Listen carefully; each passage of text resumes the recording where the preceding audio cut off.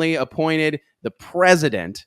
This is fun to say out loud. The president of PRI, the one and only Dr. Jamie Meyer. Woo!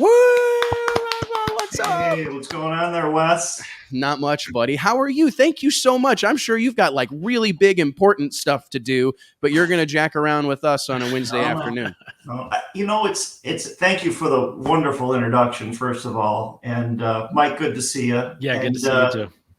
You know, Wes, it's I was thinking about this meeting, and I was like, boy, it's a shame you and I have to do something this formal. We haven't talked in quite a while, and I'm a huge fan of your work and your passion for motorsports, and you and I have done some projects in the past, but thank you for what you do, and thanks for all of this, man. I genuinely appreciate you and your team and folks that are telling the story of racing right now. Very important.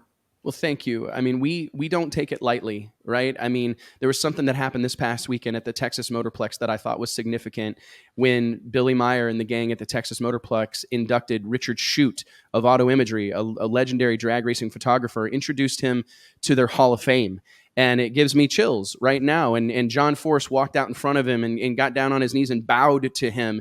And I thought that was such a big moment because not to take credit or want to toot the media's horn, but like their role and our role is significant, and it's oftentimes overlooked. I think it's not maybe appreciated or respected maybe the way that it should be. So seeing Billy Meyer, an icon in our industry, and someone like John Force give credence to this end of the business was really, really a cool thing to see. And your words right here in front of the entire world means more than you'll ever know. I joke with Mike all the time that we used to go to PRI and SEMA and just hope that we would meet somebody that would be nice to us. Like, please, will we bump into someone who will be at least friendly?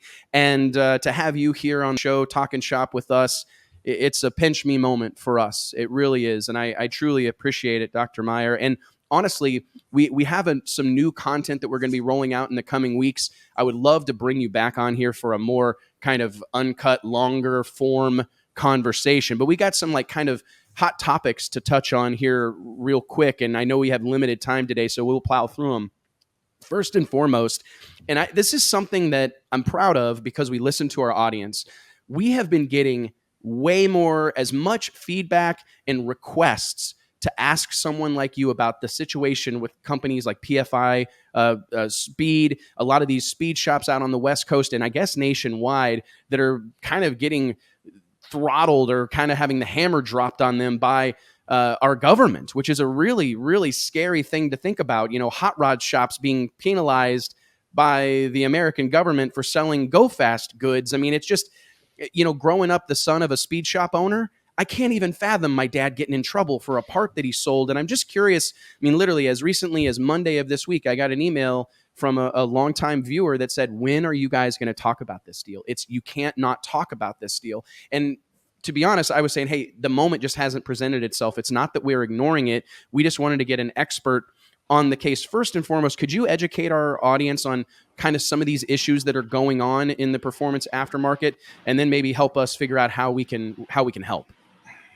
Yeah, and look, first of all, this is critical airtime, right? This, and I know it's important, and it's Wes, it's going to be tough for folks to really tune in and realize what they're hearing, right? And they may have started tuning out. They've heard about the RPM Act, or they've heard about those diesel guys that got in trouble, that type of thing.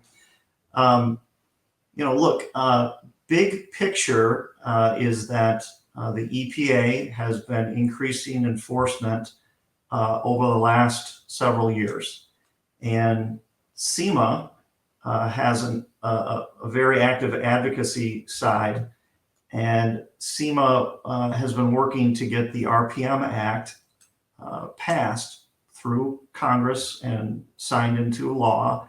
And the RPM Act, that's the name of it, but what this bill does is it clarifies the Clean Air Act so that we can legally modify street cars into race cars and continue to do that. And you may, as people hear about that, they might say, well, wait a minute, I modify street cars all the time. The entire industry is built off modified street cars. Like, how can that possibly be something that needs to be clarified? But what we've seen and what we've what I've become acutely aware of over the last couple of years is that um, the industry has, we've seen an increased uptick in EPA enforcement of the Clean Air Act. And we think it really got started with Volkswagen, really shined a light on the industry. And then we saw them go after some diesel manufacturers, diesel parts manufacturers. And now you mentioned PFI Speed. That's a shop in Colorado, and they build drag cars. That's probably the easiest way I can tell you. They happen to be Honda powered, but it doesn't matter. They're a race shop, and they got a letter from the EPA, and they asked for some information. The EPA did. PFI complied, and they got a fine for $180,000 for selling 37 Honda devices to tune vehicles. What's unique with the PFI case is that these parts were sold to race cars, and PFI has been able to document 25 of the 37 went to designated race cars. And further, as best we know, PFI hasn't paid the fine, and PFI Speed isn't going to. And they are really putting up, I'll say, the first real fight or the first real challenge to the EPA. Now, there have been multiple companies that have been fined. There have been multiple companies, and when I say multiple, dozens and dozens of companies that have been fined worth millions and millions of dollars. But we're waiting to see what happens with PFI. It will likely go to court.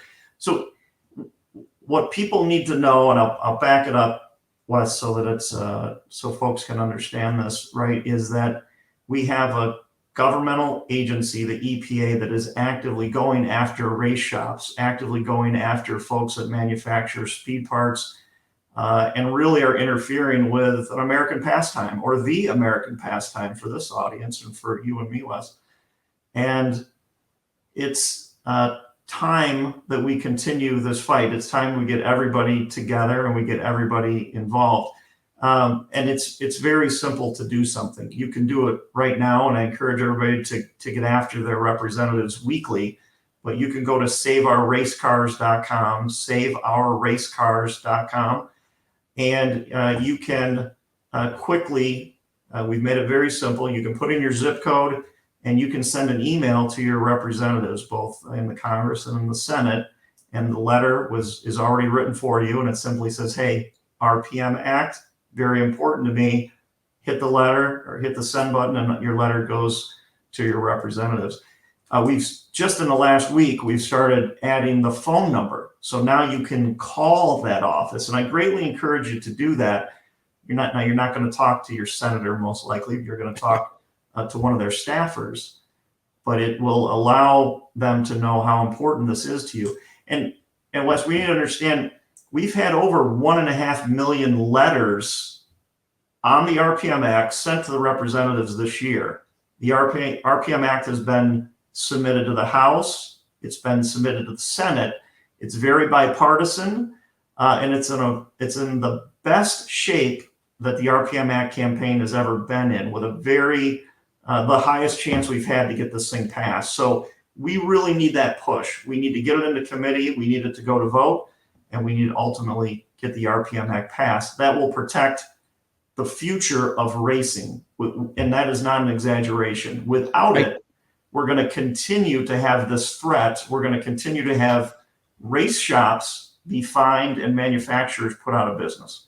I have to be honest that, Dr. Meyer, my blood is boiling. I mean, I think about, I can't, and I'm not trying to be dramatic. Everybody knows me from this show, and I'm over the top and whatnot. But to think about, I mean, and this is one of those things, it reminds me of like when my parents got cancer or whatever. It's like, you think this stuff's never going to happen to you, right? It's never going to happen to me. It's never going to affect me. And most of my car guys, friends and whatnot, I think we kind of behave the same way. Like the government, I mean, we're worried about what our car 60-footed, right? You know, we're worried about other things, that this type of stuff, political happenings, the ramifications of what happens in Washington, D.C. I just don't know that it's on our radar, maybe apparently as much as it should be. And I got to be honest, it's hard for me to even wrap my head around the fact that, man, you would think that there are much greater problems for our nation's government to be focused on than some good old boys and girls going drag racing. And to your point earlier, this sport lives and dies by the grassroots racer, right? I mean, we may have spent our time talking to Lyle Barnett and we had John Force on here, but like if we get down to brass tacks, like our sport is comprised largely of working men and women who have a hobby that is the sport of drag racing or tinkering on their car. And without, a future for those people, the rest of our community, I mean, the domino effect is terrifying to think about. I'm curious, what's your take in this world we live in? And I don't want to, go too political here, but in this climate, in this world we live in, Dr. Meyer, I mean, are we going to see the RPM Act passed? I mean, when does that happen? Forgive me for not knowing. When does that actually become an opportunity for us to talk about? And, secondly, I mean, what's your take on it right now? Are you feeling good? I mean, you said that it's as good as it's ever been, but are you feeling good? Yeah, I really do. And remember, Wes, you're asking me to predict Washington You D.C. can't do it. So and I want to control. That's the natural question, right? When can we get it? The question we need to ask is, what do we need to do to prevent this from ever happening again to this industry? So the RPM Act is the small step, and we can get that, and we can push back on the EPA right now, Wes. Like if every drag racer picked up the phone and called their representatives right now, we could put an end to this. Like if we can unite with the circle track and the drifters and the track owners and the sanctioning bodies, right? That is PRI in essence. So I offer you that today, Wes, on how you can take your blood pressure down a little bit, is to get your team, get your community activated and get them contacting their representatives. And we got to keep doing it because there's thousands of bills submitted every year, Wes. We've got to be on the top 10 or 20 of those, right? And there's all these other issues that are candidly probably more important, but this is our way of life. So if you don't have racing, if I told you right now you could never drag race again because the EPA said so, you'd get very defensive. You'd get very upset. You would do something. That's the situation this industry's in. We just haven't, to your point, Wes, we get distracted and we forget to make the call. We forget to send the letter, but we really need to do it. The second part of this, Wes, is what happens when we get the RPM Act.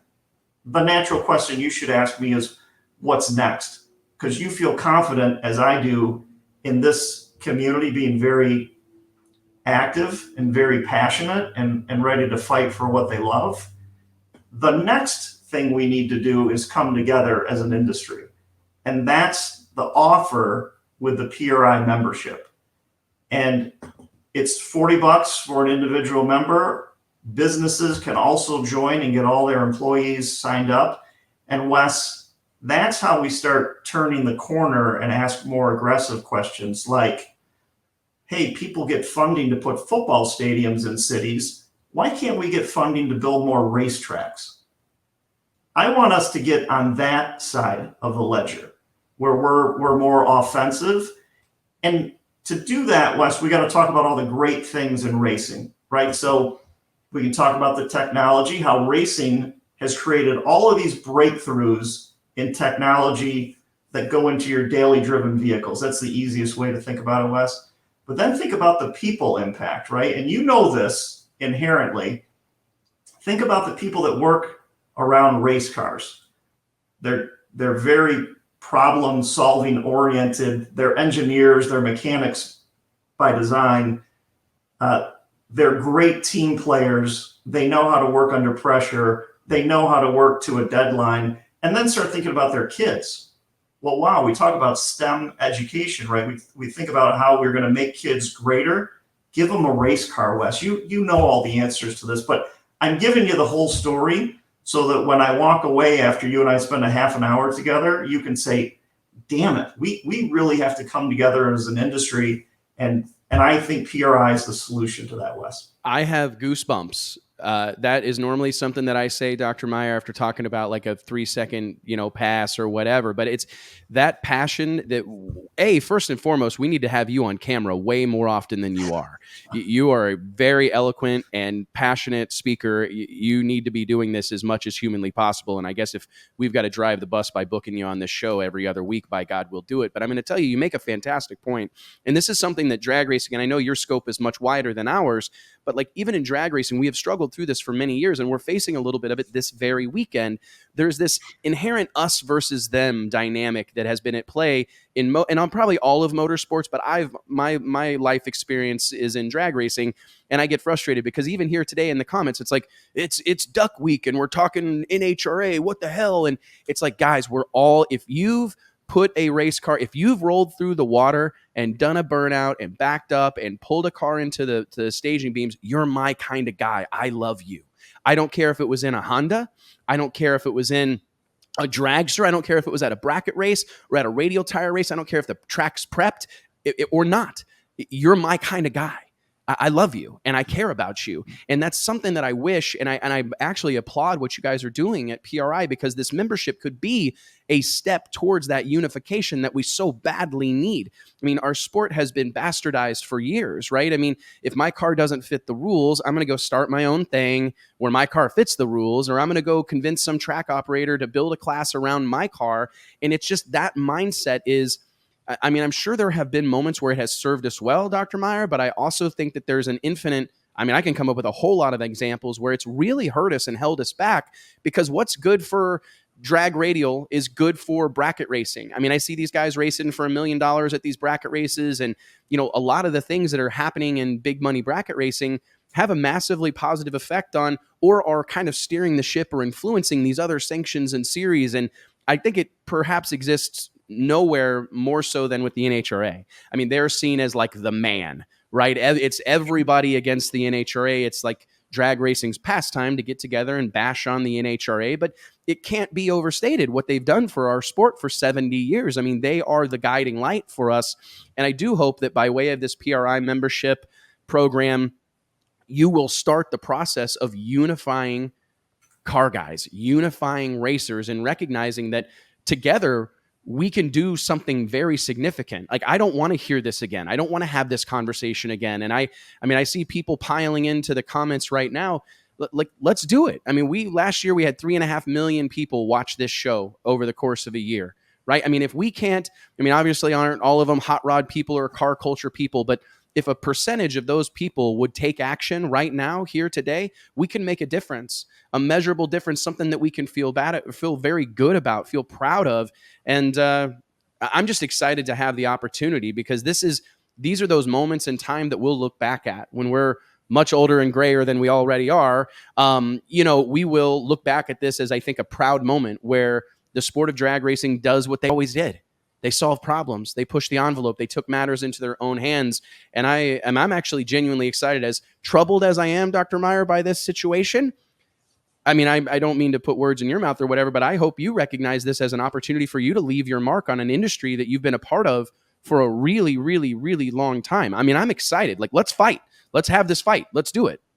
Yeah. Well, thank you. No, thank you. This is exactly the right attitude, Wes. And you're a leader in this space as well, right? And I'll give you an example of where we're headed. Right? We went to the largest tractor pull in the world, Pull Town, and we ran into the guys from Cali's, and we did an interview with the PRI Road Tour, and they took us through the facility, and they talked about, hey, if we don't get the RPM Act passed, if we don't protect the parts that Cali's makes, and I think I have the number right, but I believe they employ 150 people in their small town in Ohio. Wow. And they said, look, if we go out of business, the town is out of business. So you got to realize this isn't just a small business, guys. This is a multi-billion-dollar industry that creates great people and makes us passionate members of society to do the right thing and build things for the rest of our lives. And the Cali's guys introduced me to Donald Long, which is very weird when I finally talked to them last Friday, because it seems like we would have done business before. But we're there as a representative of Save Our Race Cars, and working with Donald, he put PRI on the Magic 8 race this weekend. So you'll see the PRI Road Tour team there. You'll see us talking about membership. And Donald Long is a disciple now. He realizes that if he doesn't get involved, if he doesn't become a political leader in this community, that he's not going to have races anymore, because no one's going to be able to build cars, because all the manufacturers are out of business because of the EPA.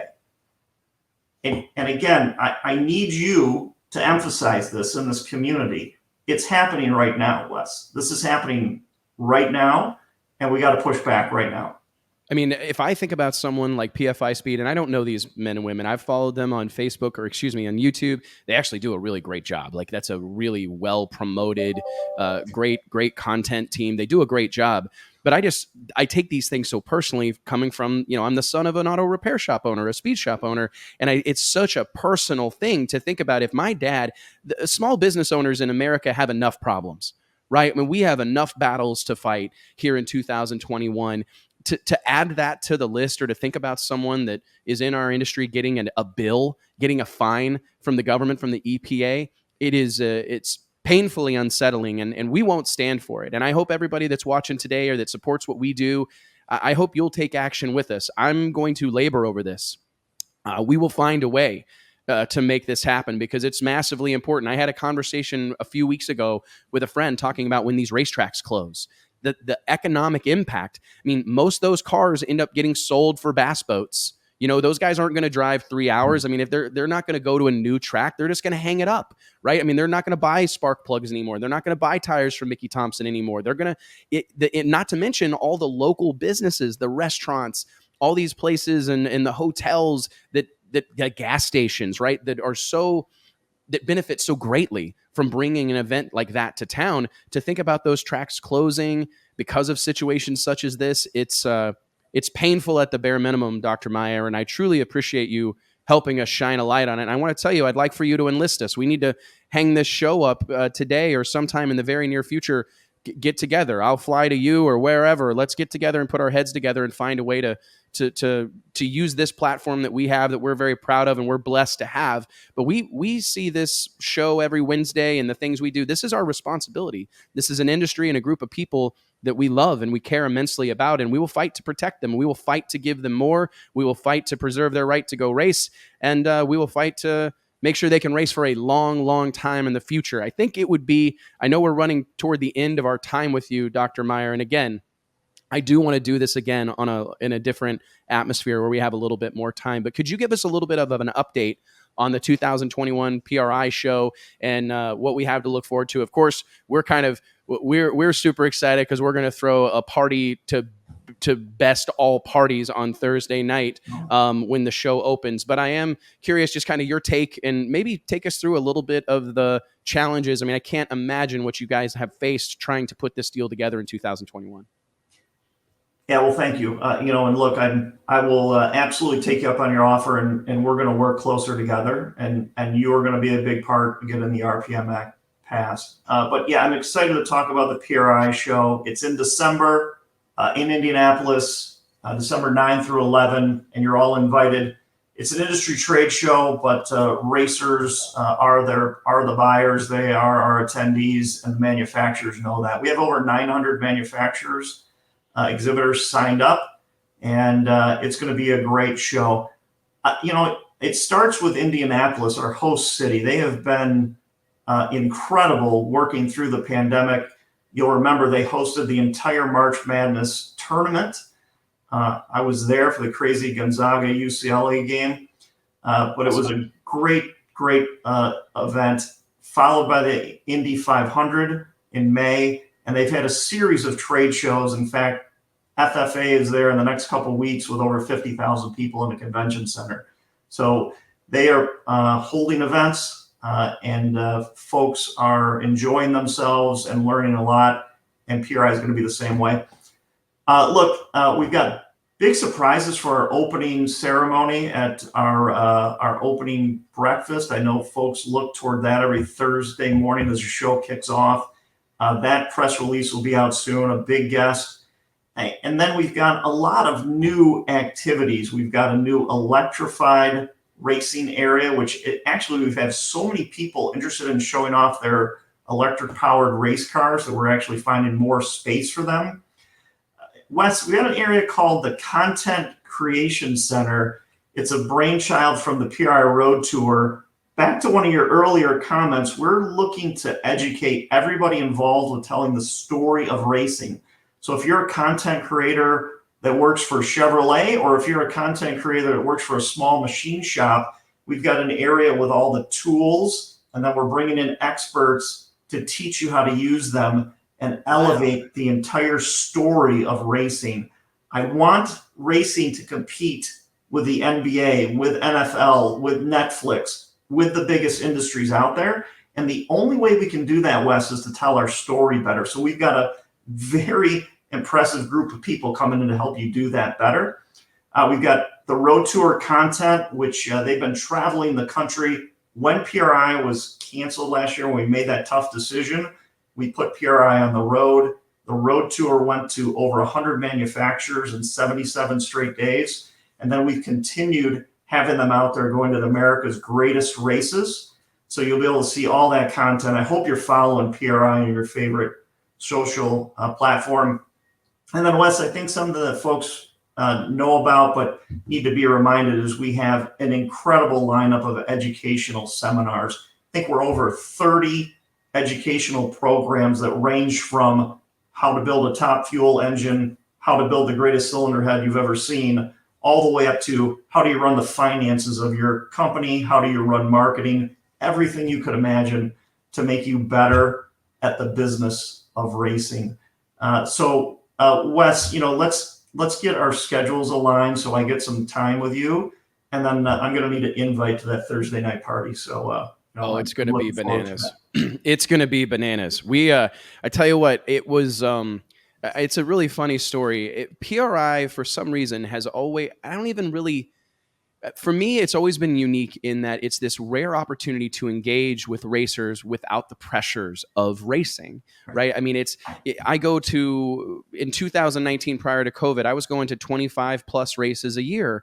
And, it was great. And it was obviously very good for our business. And I love going out and being like a man of the people. And I love seeing everybody. But I also, having spent my whole life racing, I recognize that now's not the time, right? I mean, you've got to be there late, you've got to be there early if you want to get any sort of quality time with people, because as I've experienced my entire life, I mean, when we're at the races, we're working. There's a lot to do. I mean, I would get in trouble if I sat down. My dad would swat me or whatever, because it's like, there's something to do. There's wheels to be polished. There's trailer to be cleaned. There's something to do. So I've always recognized that the opportunity to really socialize with racers isn't at the racetrack. And that's why PRI has always been so special to me, is that it's this great opportunity to see all these people that I adore and do it without worrying about the next round of qualifying or who we've got to race in the first round of elimination. So it's special. And I remember going to PRI back when it was in Orlando. Mike was there with me, my beautiful wife. We go there, and we're going to go to the PRI. There was a PRI party. I think it was at Howl at the Moon, and we were nobodies. We weren't invited, right? We were trying to buy our way into this deal. I was literally trying to pay off the bouncer to get Mike and I in so we could go in there. And I remember we were standing outside. We couldn't get in. We were kind of we were a little bit disenchanted or whatever. And it's like, we're not one of the cool kids yet. And I looked at Mike and I said, one of these days, brother, we're going to throw our own party. We're going to throw our own party at PRI, and everybody's going to be there. And fast forward, 10 years later, we put on our first party. Whenever PRI returned to Indianapolis, we thought this is a great opportunity. It's a new environment. It's a new venue. It's the motorsports capital of the world. Let's kick this thing off right. Everybody's worked their butts off. Anybody who's ever displayed at a trade show knows the grind that it is. I mean, you're lugging boxes around and putting stuff together that's hard to put together. And at the end of Thursday night, I think everybody deserves a cold drink. So we decided to throw our first party after the PRI welcoming reception, which you guys obviously have done a fantastic job with over the years. Our deal's a little bit rowdier, a little looser, a little rough around the edges, admittedly, but it has grown into honestly, it's something that we spend 3 months of our year focused on, because that's how big of a thing it has become for us. We've been blessed in the past several years to have the event sponsored by Dodge. I mean, someone pinch me. I mean, are you serious? Drag Illustrated After Hours powered by Dodge. To say that out loud is, it's kind of crazy to me still to Right. this day. But in 2019, we welcomed 2,500 plus people through the doors of a nightclub in downtown Indianapolis, and I mean, it was a fire marshal level deal. I mean, it was a real problematic scenario for us because we're looking around like, okay, this is trending towards dangerous really quickly. But it's a C and B scene opportunity. I mean, I've got a picture right behind me on my bookshelf. I think it was the second year of the party when people have kind of caught on, like, oh, this is a happening. We got to be there. I look at the door. I'm standing next to like Jeg Coughlin Jr. and Alan Johnson, Top Fuel Alan Johnson's there. I look at the door, and here comes Vic Edelbrock, and I'm like, what planet am I on that Vic Edelbrock's coming to my beer party? I mean, this is the silliest thing, but it has really taken on a life of its own. And I think I've never had the opportunity to say this, and I'm not sure that I ever have, but thank you, because we're quite clearly piggybacking on your event. So thank you and the whole PRI team, because it's not lost on us what you guys do and like I said, the grind that those events are and how hard everyone works. And we really appreciate you and the whole team at PRI getting our community together once a year and letting us be a part of it. Like, we look forward to it every year, and we cannot wait to get back to Indianapolis this December. Well, I love the pride that's pouring out of you over your party, first of all. It's fun. So I love it. But yeah, thank you. It is absolutely about the people, Wes. You can't get it more right. It's where everyone comes together. This is a big family. That's what racing is all about. A couple things this morning. I woke up and the Canadian border's open again. So to all your Canadian listeners, I can't wait to see it at PRI. We've had a lot of the exhibitors from Canada trying to figure out what they're going to do, and then a lot of the racers. But now they'll be able to come to PRI. It'll be wonderful for them. Very cool. And then, Wes, we had this program. You were a part of it, I believe, but it was this International Media Awards program, and it's evolved this year. So we've got some of the biggest influencers in racing, the Cletuses and the Alex Taylors, and Emily Reeves is going to be there. I love her. She does a great job for racers.